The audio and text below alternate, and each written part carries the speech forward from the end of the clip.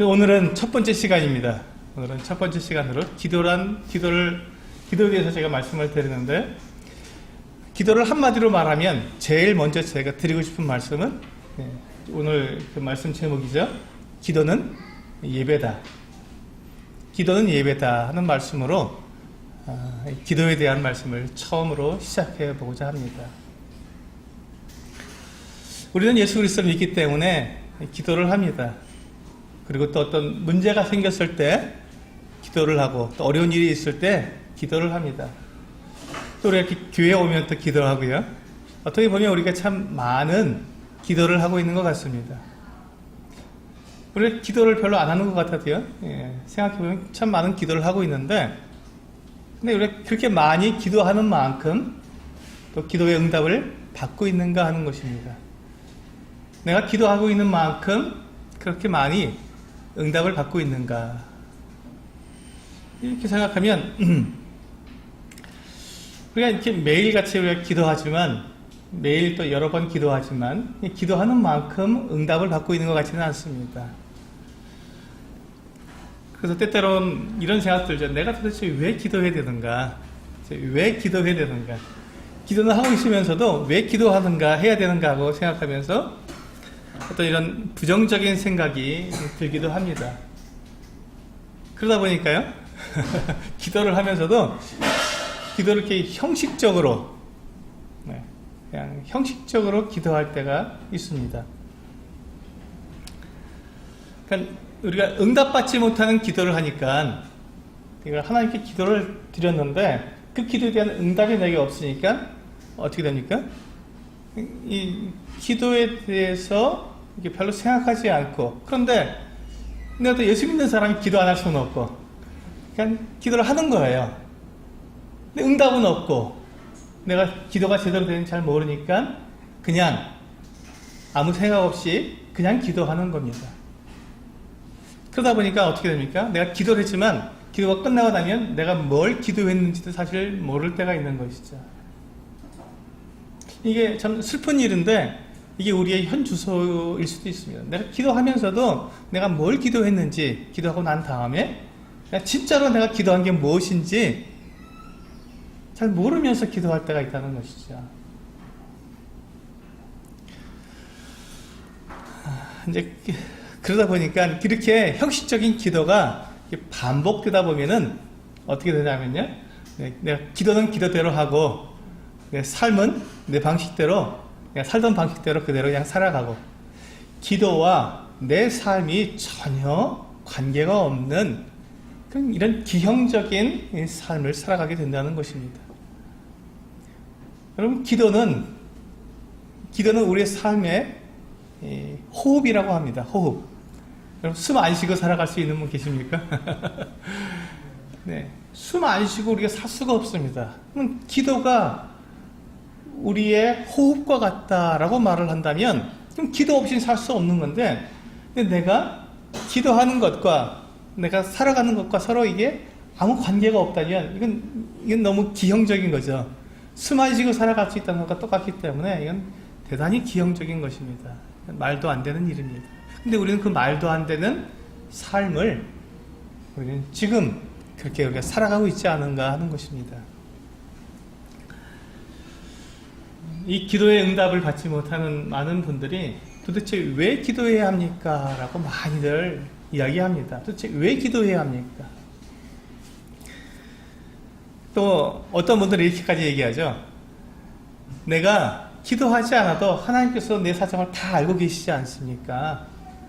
하나님께서 다 내 사정을 다 아는데 굳이 제가 이렇게 기도할 필요가 뭐가 있습니까? 하나님께서 다 아셔서 가장 좋은 것을 주시고 또 나를 하나님의 뜻대로 인도해 가실 터인데 굳이 내가 기도하지 않아도 큰 문제가 없지 않겠습니까? 라고 그렇게 말하는 분들도 있습니다. 여러분, 하나님께서, 우리가 한번 생각해 보시면 좋겠습니다. 우리가 하나님께 정말 간절히 기도하면 하나님께서 그 뜻을 바꾸실까요? 어떻습니까?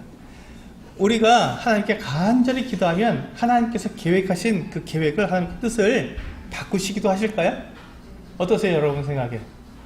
바꾸십니까? 결코 그렇지 않습니다. 거기서 우리가 오해가 있습니다. 하나님은요, 결코 하나님의 뜻을 바꾸지 않으십니다. 우리가 아무리 기도해도 하나님은 결코 하나님의 뜻을 결코 바꾸시지 않습니다. 그리고 하나님은 약속대로 반드시 이루시는 분이십니다. 하나님께서 계획하신 그대로 정확하게 이루시는 분입니다. 그렇기 때문에 우리는 하나님께 기도하는 것입니다. 우리가 만약에 하나님께 기도해서 하나님의 뜻을 우리가 바꿀 수 있다면, 하나님의 그 계획을 우리가 바꿀 수 있다면, 그래서 우리의 기도 때문에 하나님께서 그 계획을 바꾸시는 분이라면 우리는 하나님을 믿을 수 없습니다. 마음대로 바뀌시는 분, 그 뜻이 늘 조석간에 바뀌시는 그분을 우리가 어떻게 믿고 어떻게 그분께 우리가 기도할 수 있겠습니까? 하나님은 계획하신 것을, 하나님께서는 말씀하신 그 약속하신 그 모든 것들을 결코 바꾸시지 않습니다. 정확하게 말씀하신 그대로 이루시는 분입니다. 그렇기 때문에 우리는 안심하고 그분을 믿고 그분께 기도할 수 있는 것입니다.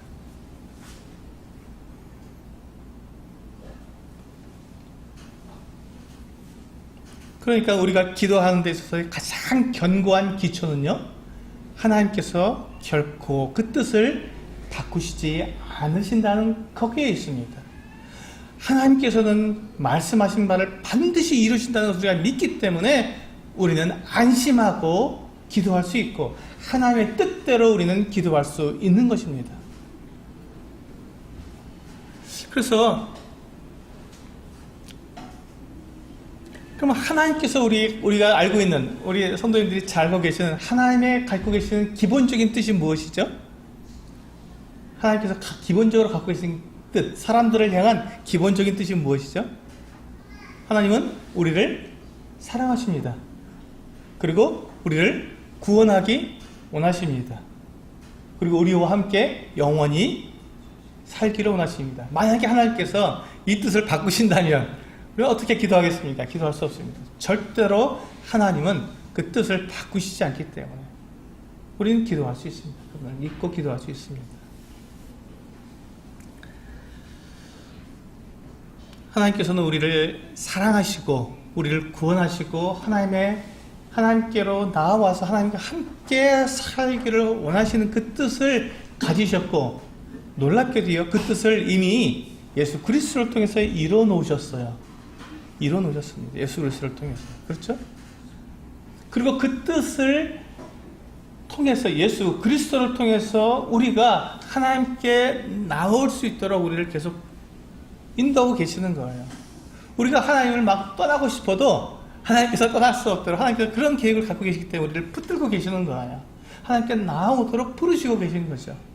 우리가 하나님과 전혀 관계없는 삶을 살다가도 어느 날 누군가를 통해서 갑자기 하나님을 찾게 되고, 예수 그리스도께서 나를 위해서 어떤 일을 해주셨는지를 내가 듣게 되고 알게 되고, 그래서 내가 그분을 믿게 되는 이 과정을 통하는 것을 보면 내가 전혀 하나님과 관계없는 삶을 살았음에도 불구하고 하나님은 그 뜻을 결코 바꾸지 않으시고 그 뜻을 이루고 계신다는 것이죠. 성실히 이루고 계시다는 것입니다.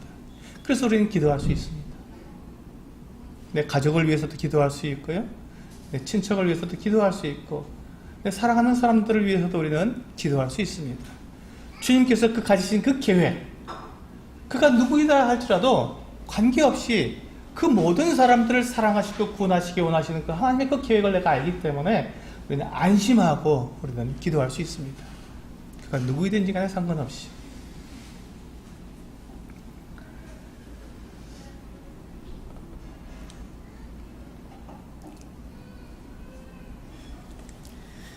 때때로 우리가 하나님께 기도하는데요, 내가 기도한 대로 이루어지지 않을 수가 있습니다. 그쵸? 내가 기도하지만 내가 기도한 대로 그대로 이루어지지 않을 때가 있습니다.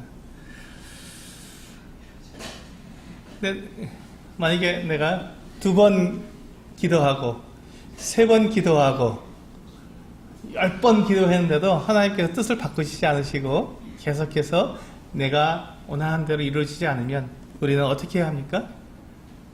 우리 그때 어떻게 해야 합니까? 우리 그때 알아야 됩니다. 아, 내가 하나님의 뜻과 다른 기도를 하고 있구나 하면서 알아야 합니다.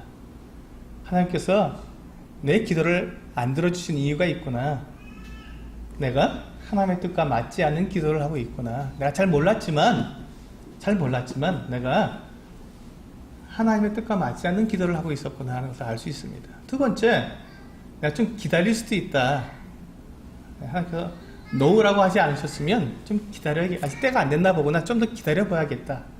기다리면서 기도해야겠다라고 우리는 그것을 알 수 있는 것이죠.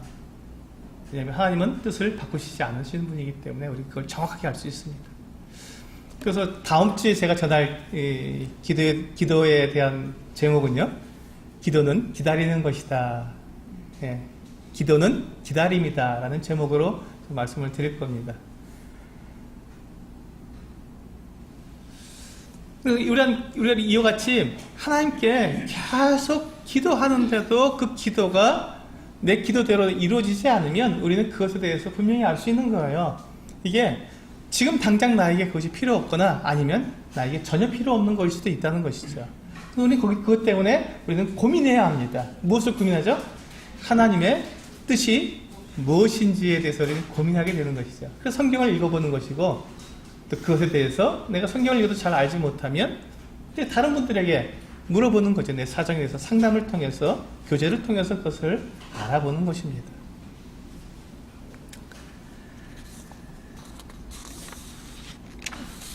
근데 참 감사한 것은요, 하나님께서 약속하신 것이 하나가 있는데, 하나님께서는 우리가 하는 기도를 다 들으신다는 것입니다. 다 들으신다는 거예요. 하나님께서 우리가 하는 기도를 안 듣고 귀를 막아버리시면 이건 좀 문제가 있죠. 그때 문제가 있는데, 우리가 어떠한 기도를 하든지 하나님께서는 그 기도를 다 듣고 계시다는 거예요. 다만 내가 한 기도가 하나님의 뜻과 맞지 않게 되면 그것에 대해서 보류하시든지 아니면 아니라고 하시든지 그것은 다른 방법을 사용하시는 것 뿐이지 안 들으시는 게 아니라 우리가 하는 모든 말들을 다 들으신다는 것입니다. 우리가 자녀를 키워보신 분들은 우리 아이들이 부모에게 와서 무엇을 얘기하면 다 듣지 않습니까? 다 들어줍니다. 듣지도 않고 안 돼! 하는 분은 없습니다. 자녀가 하는 말에 대해서 부모는 귀를 열고 아이가 무슨 말을 하는지 정말 세밀하게 들으려고 합니다. 아이가 요구하는 게 무엇인지 그 정말 요구하는 게 뭔지를 알기 위해서 자세히 듣습니다. 어린 아이들은요, 뭐라고 얘기하는데 자기가 원래 원하는 것을 구하기보다 다른 걸, 엉뚱한 걸 말할 때가 있어요. 그때 부모는 어떻게 합니까? 아, 네가 이걸 원하는 거구나 할 때 아이가 맞아요 이렇게 얘기할 때가 있죠. 자기가 뭔가 얘기하고 있는데 엉뚱한 걸 얘기하고 있는 거예요. 근데 부모가 얘기하다 보니까 아, 이 녀석이 뭘 요구하나? 아, 너 그러니까 이 장난감 이거 말하는 거야? 네, 맞아요. 그래, 알았어, 그거 줄게. 자, 이렇게 관계가 이루어지는 것이죠. 마치 그것처럼 하나님께서 우리의 기도를 다 들으시는데 내가 기도한 대로 그렇게 움직이시는 분은 아니시라는 거예요. 왜? 하나님은 우리의 창조주십니다. 그리고 우리는 하나님께서 만드신 피조물이고요. 그러니까 내 계획, 내 생각, 내가 가지고 있는 그 뜻이 하나님보다 더 클 수는 없습니다. 내가 더 하나님보다 오를 수도 없고요. 그래서 우리는 어떡합니까? 다만 하나님께 내 마음을 아뢰는 거죠. 말씀을 드리는 거예요. 그럼 하나님께서는 나보다 더 크신 분이고 나를 만드신 분이고 나의 모든 걸 다 아시는 분이기 때문에 내가 하는 기도를 다 들으시고 내가 지금 하는 말에 진짜 원하는 것이 무엇인지, 진짜 필요한 것이 무엇인지를 알아서 그것을 나에게 주신다는 것이죠. 그게 하나님이십니다. 그래서 하나님께서 우리에게 약속해 주신 그것은 하나님께서 우리의 기도를 들으신다는 것이죠. 들으신다. 그리고 그 기도에 반드시 응답해 주신다는 것입니다. 그러니까 응답 없는 기도는, 응답하시지 않는 기도는 없습니다. 다만 우리가 기도한 내용과 다르게 응답이 될 수 있다는 것이죠. 나는 이 마이크를 원했는데 하나님께서는 너에게 그 마이크가 필요한 게 아니야. 너에게는 더 좋은, 더 우렁차고 더 강한 목소리가 필요한 것 뿐이야 라고 말할 수도 있습니다.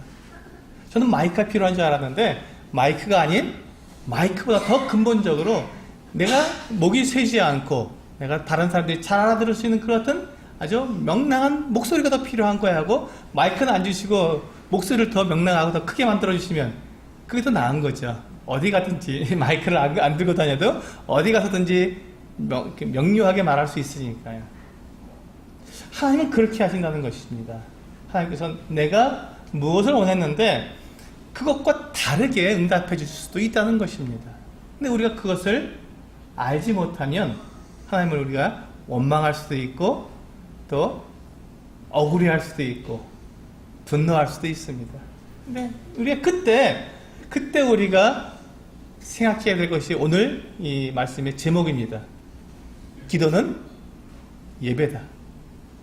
왜 제가 기도는 예배라는 제목을 가지고 여러분 말씀드리냐면요. 내가 기도하는 대상이 누구냐 하는 것입니다. 내가 기도하고 있는 대상이 누구냐 하는 것을 정확하게 알으라는 것입니다. 그리고 기도하는 나는 누구냐 하는 것이죠. 나는 누구냐. 우리는 예배할 때 예배라는 말 자체가 엎드려 경배한다는 말입니다. 예배라는 말 자체가 가지고 있는 문자적인 뜻은요. 엎드려 경배한다. 엎드려 절한다. 이런 말입니다. 우리는 누구 앞에 엎드려 절합니까? 우리가 감히 쳐다볼 수도 없는 높으신 분, 왕이나 이런 분들에게 우리는 엎드려 절을 합니다.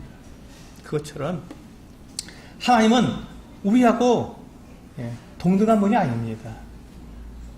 우리가 감히 하나님과 같은 수준에서 우리가 대화할 수 있는 그런 분이 결코 아니십니다. 다만 하나님께서 우리를 위해서 당신의 허리를 굽히셔서 낮춰주시는 것 뿐이죠.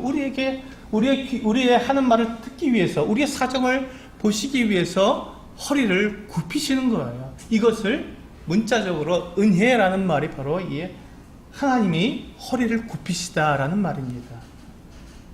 하나님께서 허리를 굽히셔야 할 이유가 뭐가 있겠습니까?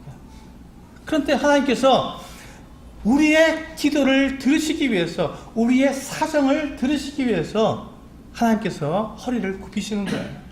그리고 우리에게 하나님의 가지신 능력과 그 사랑으로 우리에게 갚아주시는 거예요. 왜? 우리와 너무 차이가 나시는 분인데 그 차이를 좁히시기 위해서 하나님께서 허리를 숙이시는 것. 하나님께서 허리를 숙이시는 것. 그것이 은혜입니다. 하나님께서는 우리의 기도를 들으시기 위해서 허리를 숙이시고 우리에게서 그 은혜를 베푸시는 것입니다. 그래서 우리는 기도는 예배다. 하나님께서 허리를 숙이시고 내 음성을 들으시도록 하는 나는 하나님께서 허리를 숙이시지만 우리는 무릎 꿇고 엎드려 그분께 기도하는 것이지요. 그래서 우리는 기도는 예배입니다.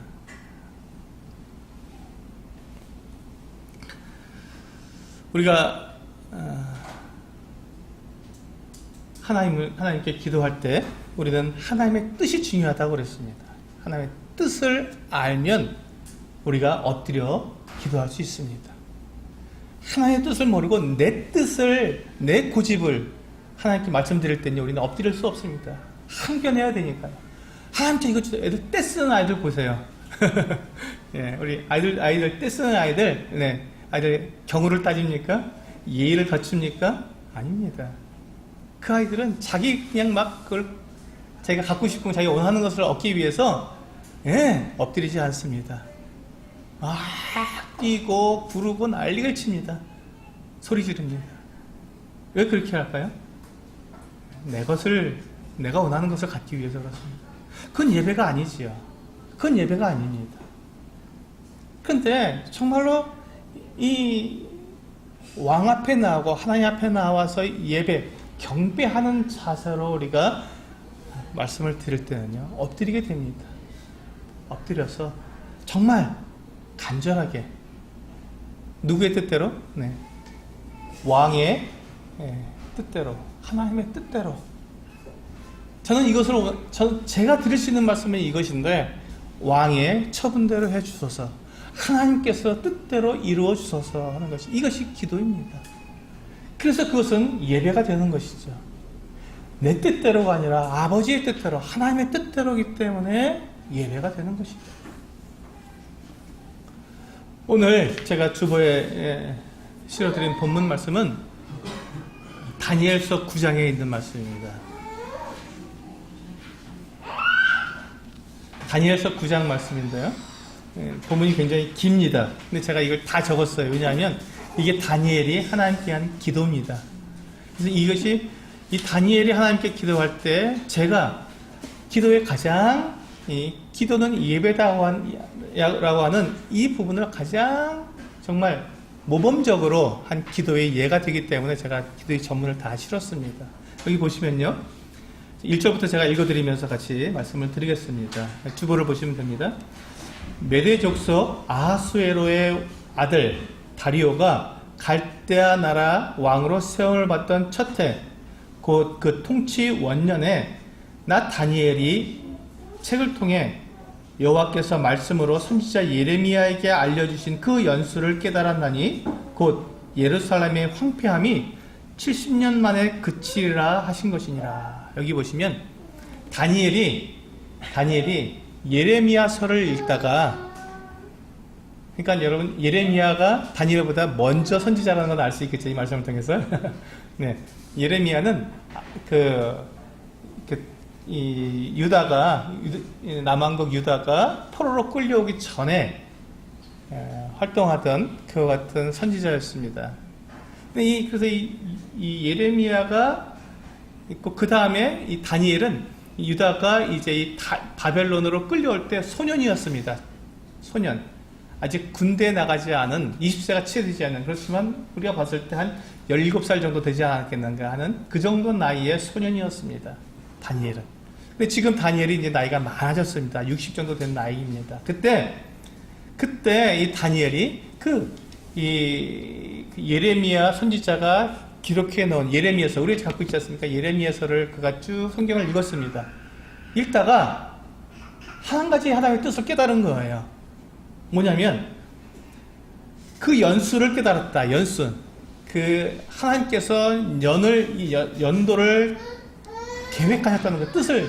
계획을 세우셨다는 거예요. 근데 그것이 뭐냐면 예루살렘의 황폐함이 70년 만에 끝난다. 하나님께서 이 유다 백성들을 바벨론으로 포로로 끌려간 것을 70년만 그렇게 하고 다시 되돌려 보내겠다라고 하는 이 어떤 계획을 예레미야의 선지자에게 미리 알려주신 거예요. 그러니까 다니엘이 그것을 성경을 보고는, 아, 그렇구나. 하나님께서 70년 동안만 유다를 이렇게 괴롭히시는 거구나 하고 깨달았습니다. 그 다음에 회복시켜 주시는구나 하고 깨달았습니다. 이스라엘이 다시 회복될 수 있는, 예루살렘이 다시 회복될 수 있는 이것을 알게 되었습니다. 하나님의 뜻을 깨달은 거예요.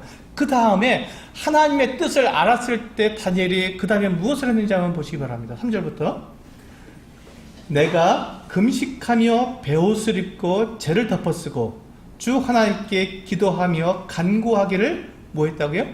결심했다고 말하고 있습니다. 여기 보시면 다니엘이 지금 하고 있는 이 행동은요, 우리가 죄를 자백하게 될 때, 회개할 때 하는 행동입니다. 자기가 뭐라고 했죠? 금식하고 베옷을 입고 재를 덮어쓰고.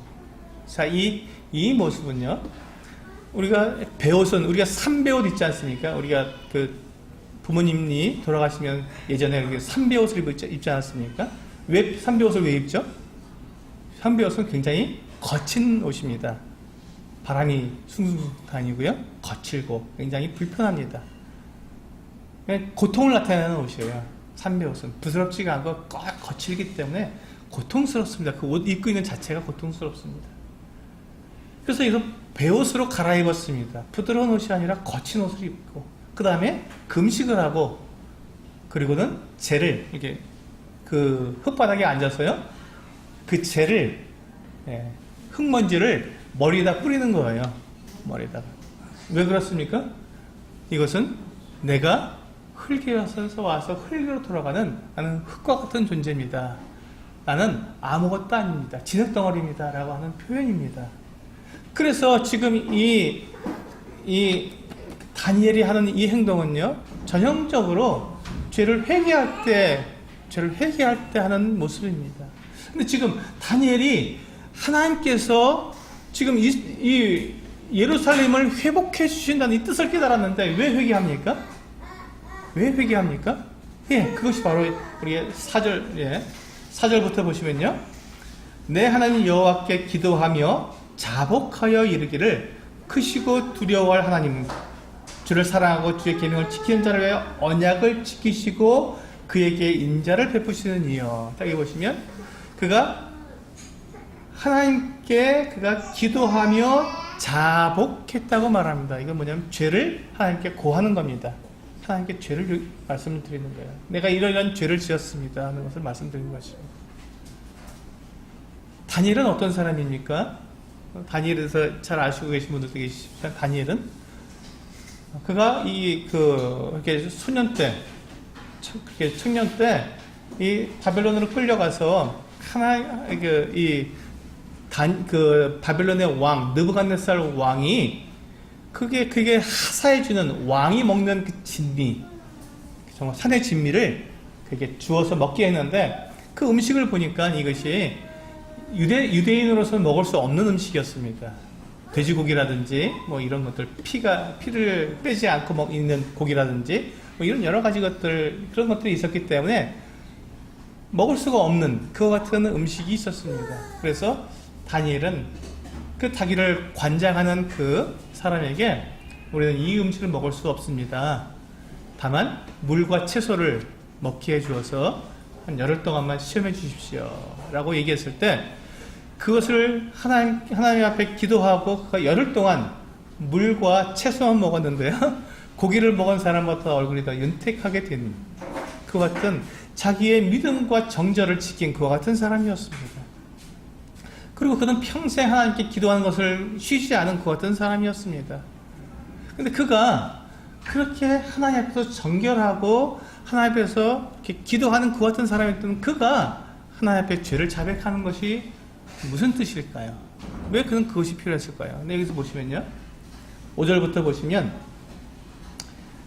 이 다니엘은 지금 우리는 이미 범죄하여 패역하며 행악하며 반역하여 주의 법도와 규례를 떠났사오며 우리가 또 주의 종 선지자들이 주의 이름으로 우리의 왕들과 우리의 고관들과 조상들과 온 국민에게 말씀하신 것을 듣지 아니하였나이다. 그러니까 이 보니까 다니엘은 지금 자기 자신의 죄를 자백한 것이 아닙니다.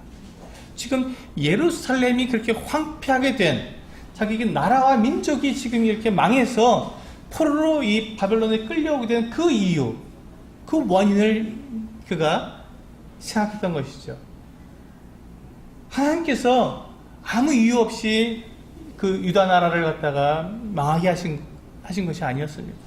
유다 민족을 갖다가 지금 바벨론에 끌고 오게, 포로로 끌려오게 하신 것이 아니었습니다. 그들의 죄 때문에, 그들의 반역 때문에, 순종치 아니하고 율법을 어기고 우상을 섬긴 것 때문에 하나님께서는 그 약속대로, 여기 보시면 약속대로 그들을 이 먼 나라로 보내신 것입니다. 그 죄, 다니엘은 바로 그 죄를 기억했던 것입니다. 그리고 그것을 자백한 것이죠. 하나님은 옳습니다. 하나님께서 그렇게 우리를 그 예루살렘에서 우리를 이끌어서 이 우상의 나라, 이 이방 나라, 정말 하나님을 알지도 못한 이 나라에 우리를 포로로 오게 하신 것, 이것은 하나님 정말로 공의로우신 분이며 옳으신 분이십니다 라고 고백한 것입니다. 그것이 왜 가능하죠? 그것이 3절에 있는 말씀입니다. 아니, 4절에 있는 말씀입니다. 4절에 보시면요, 다니엘이 하나님을 뭐라고 고백하고 있습니까? 우리 4절 같이 한번 읽어보겠습니다. 중요하니까요. 4절 같이 한번 읽어보겠습니다. 시작. 내 하나님 여호와께 기도하며 자복하여 이르기를 크시고 두려워할 주 하나님, 주를 사랑하고 주의 계명을 지키는 자를 위하여 언약을 지키시고 그에게 인자를 베푸시는 이시여. 다니엘은 하나님을 이와 같은 분으로 알았습니다. 그러니 그분 앞에 엎드릴 수밖에 없지요. 그리고 그분이 모든 걸 다 아시기 때문에 언약을 지키시는 분, 그 뜻을, 하나님의 뜻을 정확하게 이루시는 분인 걸 알기 때문에 그분 앞에 엎드려서 기도하고 그가 자백을 하게 된 것입니다. 이것이 바로 다니엘이 하나님께 기도하는 이 패턴을 한번 보시기 바랍니다. 우리는 기도할 때 내가 지금 필요로 한 것, 내가 지금 있어야 할 것, 나의 그 사정, 나의 이 억울함, 나의 이 그 불평과 원망, 뭐 이런 것들을 하나님께 말씀드리나 바쁩니다. 그것을 하나님께 아뢰서, 그래서 내 속을 후련하게 만드는데 우리는 바쁩니다. 그리고 그것을 달라고 막 간절하게 합니다. 그런데 우리가 그 하나님, 내가 지금 그렇게 간절히 구하는 그 기도의 대상이 누구신지 우리는 생각하지 않습니다. 내가 기도하는 대상이 누구신지 우리는 그분이 감히 그 앞에서 내가 지금 무슨 말을 하고 있는지 우리는 생각하지 않는 것이죠. 다니엘은 이와 같이 기도했습니다. 그분이 누구신지 분명히 이야기한 거죠. 크시고 두려워할 하나님, 주를 사랑하고 주의 계명을 지키는 자를 위해 언약을 지키시는 분, 그게 인자를 베푸시는 분하고 하나님이 누구신지, 자기가 지금 이 기도를 드리는 이분이 누구신지에 대해서 정확하게 그가 알고 그분 앞에 엎드렸던 것입니다. 그러니 기도가 예배가 될 수밖에 없었지요. 그러니까 그분 앞에 그가 지금 그에게 처한 그 상황에 대해서 억울하다, 하나님 빨리 지금 이 상황을 갖다가 해결해 주십시오. 우리 유다 민족이 지금 이 바벨론에서 이 고통을 받는데 하나님께서 이 뜻하고 계시지 않았습니까? 이렇게 해주신다고 했지 않습니까? 빨리 해주세요 라고 말씀드리는 게 아니라, 하나님 옳습니다. 하나님 옳습니다. 하나님은 정말로 공의로우신 분입니다. 우리가 이렇게 지금 이 바벨론의 포로로 끌려온 것 당연합니다. 맞죠? 당연하지요. 우리가 이렇게 하나님 앞에서 죄를 지었고, 이렇게 하나님 앞에서 우상을 섬겼고, 불순종했는데 당연합니다 하면서 하나님을 하나님답게 하나님께서 하신 그 일을 인정해드리고 높여드리고, 그리고 억울함보다는 우리의 잘못에 대해서 하나님께 낮추어 드린 것이지요. 이것이 기도의 시작입니다. 우리의 기도는 이와 같이 시작하는 것입니다. 이것이 기도의 시작입니다. 그래서 이제 그 뒤로 보시면요, 6절, 7절, 8절, 9절 쭉 보시면 이게 다 자백하는 내용입니다. 지금 이스라엘 그 민족이 어떠한 잘못과 죄를 지었는지 하나하나, 그러나 그 가운데서 하나님께서는 계속해서 그들을 보살펴 주셨고 돌봐주셨고 그들을 인도해 주셨음에도 불구하고 그것을 거절하고 그들이 계속해서 범죄했던 것에 대해서 그는 자백을 했던 것입니다. 그리고는 이제 16절로 가면 드디어 하나님께 구합니다. 주여 구하옵나니 주는 주의 공의를 따라 주의 분노를 주의 성 예루살렘 주의 거룩한 산에서 떠나게 하옵소서. 이는 우리의 죄와 우리 조상들의 죄악으로 말미암아 예루살렘과 주의 백성이 사면에 있는 자들에게 수치를 당함이니이다. 그래서 보세요. 지금 다니엘이 하나님께 구하는 것이 자기가 가지고 있는, 자기가 원하는 것을 막 강하게 달라고 그렇게 하나님께 떼를 쓰고 있습니까? 아니면 하나님께 은혜를 구하고 있습니까? 자비와 긍휼을 구하고 있습니까? 예, 은혜를 구하고 있습니다. 하나님께서 우리에게 허리를 숙이셔서 우리에게 베풀어 주시는 그 은혜를 지금 이 다니엘은 하나님께 구하고 있는 것입니다. 하나님, 이것은 내가 당연히 하나님께 구할 것이 아닌데 하나님께서 우리를 긍휼히 여겨주신다면, 우리를 불쌍히 여겨주신다면 하나님께서 이와 같이 해주시면 참으로 감사하겠습니다 하고 그렇게 하나님께 구한 것입니다. 이게 다니엘의 모습이에요. 자, 이 기도에, 우리가 기도를 하지만 이 기도에서 우리가 볼 수 있는 게 뭡니까? 정말 다니엘은 계속해서 하나님을 높여드리고 있는 거예요. 그래서 기도는 예배입니다. 하나님을 높여드리는, 우리의 그 대상을 우리는 생각했을 때 이렇게 안 할 수가 없지요.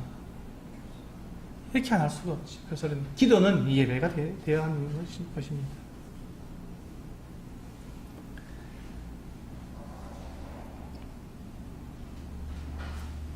18절에 보십시오. 18절 같이 읽겠습니다. 18절 시작. 주여 귀를 기울여 들으시며 눈을 떠서 우리의 황폐한 상황과 주의 이름으로 일컫는 성을 보옵소서.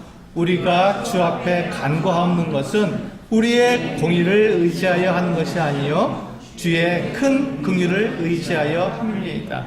그렇죠. 여기 분명히 나왔죠. 다니엘은 지금 하나님의 뜻을 구해서 알고 뜻대로 기도하고 있는 중에도 우리의 공의를, 우리가 잘한 것들 때문에 하나님께 이렇게 구하는 건 아닙니다. 하나님, 우리의 공의로 하나님께 기도할 수 있는 게 뭐가 있겠습니까? 그건 아닙니다. 다만 하나님의 그 긍휼을 구하는 것뿐입니다. 하나님의 은혜를 구하고 지금 있는 것입니다. 이게 다니엘의 모습입니다. 우리가 기도할 때 바로 이와 같이 기도해야 합니다. 우리는 기도할 때 내가 하나님께 맡겨놓은 물건을 달라고 하듯이 그렇게 기도하는 것이 아니라 하나님 긍휼을 베풀어 주십시오 하고는 구하는 것입니다. 우리 이 말씀을 보시면서요, 우리 누가복음 말씀이죠.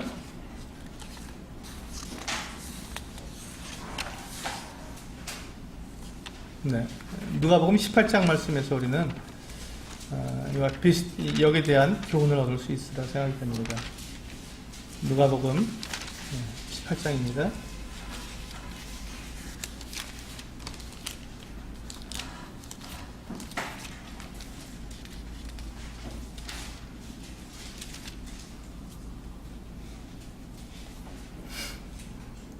네, 9절부터 14절까지입니다. 제가 읽겠습니다. 또 자기를 의롭다고 믿고 다른 사람을 멸시하는 자들에게 이 비유로 말씀하시되 두 사람이 기도하러 성전에 올라가니 하나는 바리새인이요 하나는 세리라. 바리새인은 서서 따로 기도하여 이르되 하나님이여, 나는 다른 사람들 곧 토색, 불의, 간음을 하는 자들과 같지 아니하고 이 세리와도 같지 아니함을 감사하나이다. 나는 일에 2번씩 금식하고 또 소득의 11조를 드리나이다 하고, 13절, 세리는 멀리 서서 감히 눈을 들어 하늘을 쳐다보지도 못하고 다만 가슴을 치며 이르되 하나님이여, 불쌍히 여기소서, 나는 죄인이로소이다 하였느니라. 내가 너희에게 이르노니 이에 저 바리새인이 아니고 이 사람이 의롭다 하심을 받고 그의 집으로 내려가느니라. 무릇 자기를 높이는 자는 낮아지고 자기를 낮추는 자는 높아지리라 하시니라. 여기 보시면 주님께서 기도에 대해서 비유로 말씀해 주셨습니다. 두 사람이 기도를 했는데 한 사람은 바리새인이었습니다. 그리고 한 사람은 세리였고요. 바리새인은 종교적으로 굉장히 인정받는 그러한 사람이었습니다. 세리는 세무직원인데 이 당시 로마의 식민지인 이스라엘이었기 때문에 지금 로마를 대신해서 세금을 걷어서 납부하기 때문에 그 사람들이 또 세금을 거둘 때 그냥 걷는 게 아니고요. 거기다가 자기들이 또 착복할 것까지 덧붙여서 이 세금을 뜯어냈기 때문에 이 사람들은, 세리는 그냥 이방인처럼 취급을 했습니다. 너는 유대인도 아니야. 너는 이스라엘 사람이 아니다.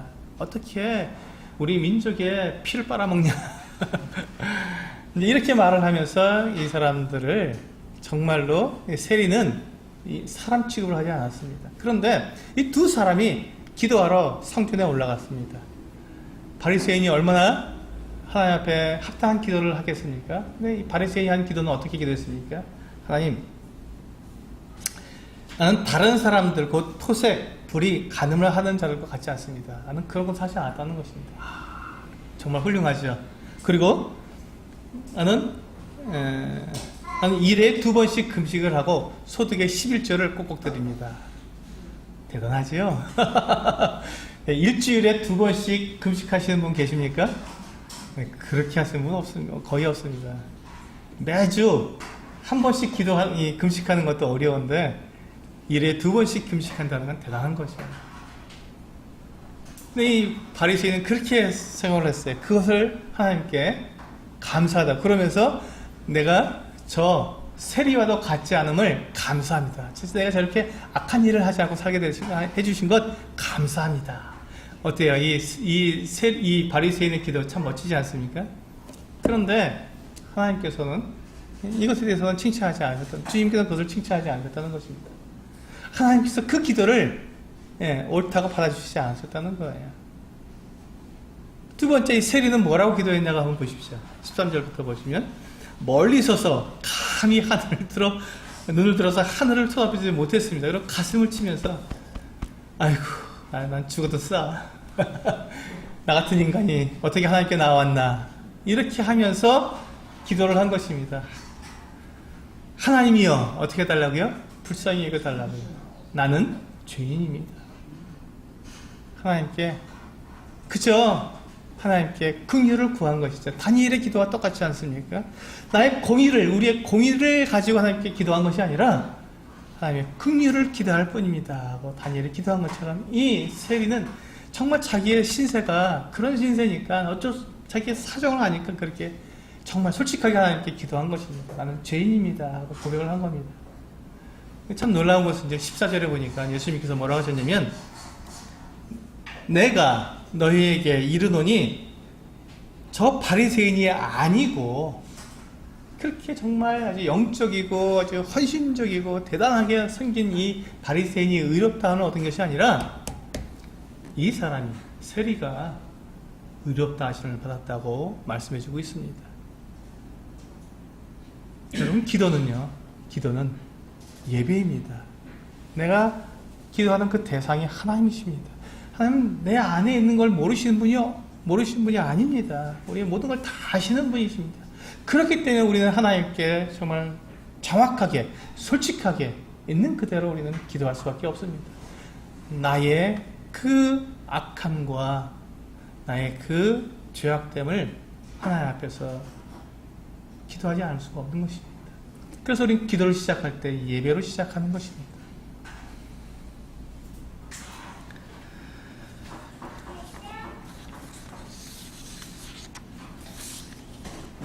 네, 우리가 이렇게 하나님 앞에 이와 같이 기도할 때 비로소 하나님과 우리 사이에 무엇이 이루어집니까? 교제가 이루어집니다.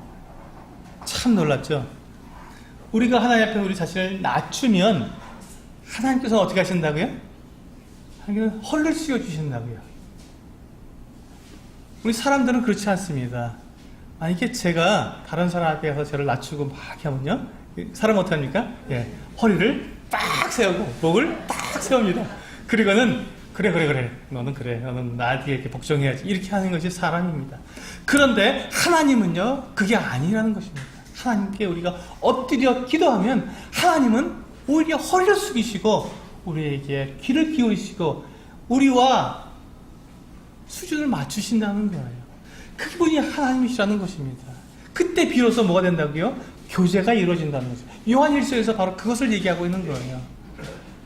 요한일서에서 만일 너희가 하나님께 너희 죄를 자백하면 그분은 미쁘시고 의로우사 우리의 모든 죄를 다 사해 주시고 우리를 불의해서 깨끗하게 해주시는 분이라고 말씀하십니다. 그 다음에 뭐예요? 우리 깨끗하게 하시는 다음에 뭐 하시는 겁니까? 그때 비로소 교제가 이루어지는 것입니다. 그때 비로소 교제가, 하나님과의 사귐이. 그래서 요한 1서를 기록한 목적이 뭐냐면, 내가 이것을 너희에게 기록하면 너희로 사귐이 있게 하려 합니다. 하나님과 사귐이 있게 하려 합니다. 하나님과 사귀게 하기 위해서, 교제하게 하기 위해서 이걸 썼는데, 그 첫 번째가 예배라는 것이죠. 우리의 죄를 자백하고 하나님 앞에 엎드려서 구할 때 하나님은 그때 우리에게 허리를 숙이시고 우리에게 다가오셔서 우리의 기도를 들으시고 우리에게 은혜를 베푸신다는 것입니다. 그래, 내가 너를 낳았다. 내가 너를 만들었지. 내가 너를 정말로 사랑해서 내가 내 아들을 너에게 주었다. 그렇다면 너에게 아낄 게 뭐가 있겠냐. 그래, 말해보아라 하면서 함께 교제를 나누시는 것입니다. 그래서 그때 비로소 우리는 기도가 되는 것이죠. 그때 비로소 기도가 되는 것입니다. 저는 성도님들에게 기도에 대해서 이제 말씀을 시작했습니다. 얼마나 오랫동안 할지는 저도 잘 모른다고 말씀을 드렸습니다. 그러나 이 기도는 정말로 중요합니다. 그런데 제가 오늘 드린 말씀처럼 기도를 여러분 처음 시작하실 때 기도의 기본은 예배부터 시작하셔야 합니다. 하나님께서는 결코 하나님의 뜻을 바꾸시지 않으시는 분이십니다. 이것을 우리가 알고 그분 앞에 우리가 엎드려 한다는 것입니다. 하나님께 내가 막 요구하고 고집 부리고 때를 쓰면 하나님 주시겠지 하고 이렇게 막 뻗정대고 소리 지르고 껑충껑충 뛰면서 우리가 기도하는 것이 아니라 하나님 되도록 우리는 그 앞에 엎드려서 기도하는 것이고 그분의 긍휼을 구하는 것이고 나를 자랑하는 것이 아니라 그분의 은혜를 구하는 그때 비로소 하나님께 우리가 하나님께 진실된 기도를 시작할 수 있게 된다는 것입니다. 그래서 저는 기도는 예배다 하고 여러분에게 첫 말씀을 드렸습니다. 기도하시고 시도록 하겠습니다.